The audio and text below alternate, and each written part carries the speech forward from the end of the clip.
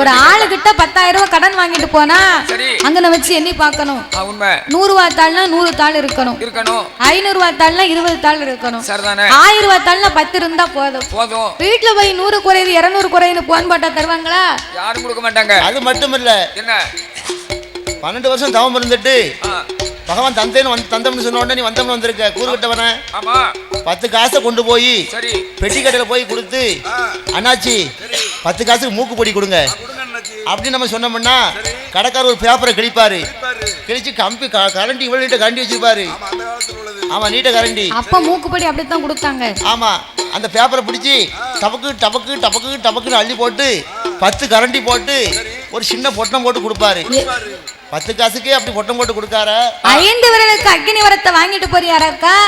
பூலகத்துல போய் இது தீ பிடிக்கலைன்னா மறுபடியும் கைலாசத்துக்கு வர முடியுமாடா? வர முடியுமா? அரக்கு அப்பந்தான் யோசிச்சு பார்த்தான். சரிதானே.